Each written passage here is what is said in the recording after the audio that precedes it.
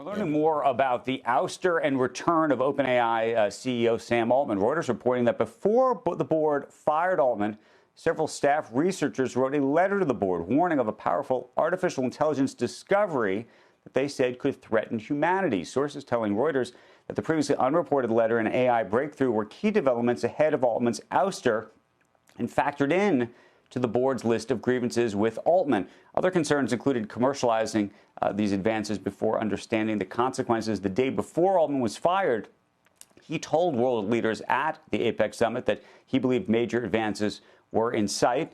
And Becky, we've been talking about the soap opera for so long, but I mean, a very short soap opera, by the way, given that it happened over the course of 72 hours. But so interesting that now we're hearing that there really was and really is some kind of innovation that may actually make people unnerved. And it appears that Ilya, who was on the board, may have actually been part of that discovery as well. So, but which also goes to the question of what did the board know and what they didn't know. There are clearly people who on the board who did know some of these things that were happening. But nonetheless, you know, we talk about the robots taking over the world.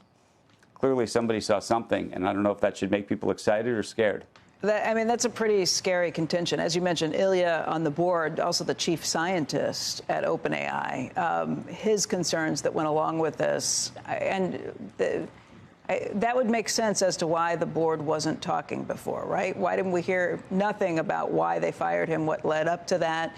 Hopefully, this will put the idea that this is being reported right now will put a little bit of a slowdown, a pace on some of those things. But this has been the big question. You know, Andrew, we talked about it earlier in the week, just the idea that if you equate this to the Manhattan Project, right, the idea of the development of the nuclear bomb, if this is the scariest thing for humanity that's possibly out there, the difference last time around is it was governments who were working on that. Now you have governments and commercial entities really are the driving forces behind some of these things. And that's why it's probably so important to have some sort of regulatory oversight. That's what Congress has been dealing with. But again, it's not just the United States; it's China and other countries that are working on these things too. But that certainly would seem to give some pause or some people some real thought to think about this. You've had people like Elon Musk who say this is the most dangerous thing on the planet. But just to give everybody a little bit of hope, maybe, I don't know if this will do it, you know, if you really understand what the report's suggesting, it's not that they have created some kind of large language model that can do everything yet. What it appears like was that they created actually a small language model that could do a lot more than they had anticipated. And that if you were to extrapolate out what they created and what could happen if you inputted a lot more data into it, based on what they'd done historically. Now, it doesn't mean that this is all going to happen the same way, but if it was done historically, that you would get pretty close to what they're calling AGI, which is artificial general intelligence. I don't think it's true artificial general intelligence, but it's a you know, momentous leap forward. So that was what the discovery was on the science side of things. And then the question is, what do you do about that? How do you commercialize it? How do you invest in it? And how do you put controls?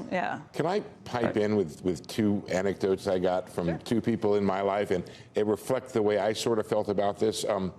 One person said to me, a person who I didn't know lost their job, and now they got their job back, and I'm supposed to be concerned about this. And my wife said, why is this guy losing his job, the lead story in the New York Times?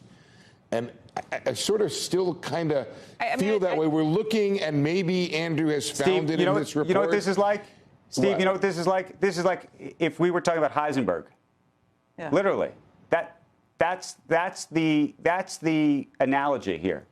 This is somebody who may be creating something that is so great and such an amazing technological revolution, and on the other side could be something that is potentially, super dangerous. I get it, but I'm just saying, for a week now, we've been trying to understand what happened and why it matters, and maybe this morning that's why it matters. Found it. But I'm not sure. I'm just. I think it's less about job loss and more about the potential for something. Right, really but why would this create such dysfunction at the board. Why are they incapable of dealing with this? It just it bugs me no end. No, but I think what happened was OpenAI was set up as a nonprofit or a not-for-profit, right, whatever, a 501(c)(3). This is an undertaking that can't happen without billions and billions of dollars of computing power and other resources being poured in. They'd basically been asking companies to do that as a write-off, like you're going to be donating this time and money and computing power. And the whole idea was, because it's so potentially dangerous, you still have to have these people who don't have monetary interests who are controlling the decisions on that. When those people decided to make that controlling decision and say, we're not going to do this, clearly, the investors stepped up and said, wait a second, this is not good governance for our investment that we put into this. And this is a different situation than it was. Look, I think it's been gradually moving towards that, but this is a recognition that the commercial interests are driving this. Steve, I just think, even as somebody who's interested in the economy, this, to me, if this company has the success that I think a lot of people think it may, the implications, let's just go on the upside, would have such a profound impact on the economy. We talk about jobs, job losses, productivity. I mean, you could go down the line of what this technology, if you believe it. I'm excited about the potential in science. You don't have to convince me, Andrew, why about the importance of AI. I'm just saying the way this story has rolled out. Because this is the leading. This company is so far ahead of every other company in the world. The way this story is rolled out, it was somebody who nobody knew at a company that very few people were aware of, was all of a sudden on the front page for reasons that I contend to this moment are still unclear. And I'll leave it there. Yeah, I just think there's, I understand the confusion, because this was not a real well-known company outside of certain circles, or a well-known guy outside of certain circles. But I think what they're working on is so important. I agree. I agree, and I get it. I'm just saying that it's still, we're still looking for the reason, and maybe Andrew this morning found it in the small language model that could destroy the world. I don't know. Maybe that's the reason why Sam Altman is all the talk of the town. It may be just the dysfunction of the board. It may just be people. By the way, most of these things are people issues. Yeah. People like people. They don't like people. They trust people. They don't trust people. They have an ego. They don't have an ego. Boards are, as Warren Buffett likes to say, they're a lot like, like club memberships. Go to a golf club. Everyone's, some people like each other. Some people don't. Stuff happens.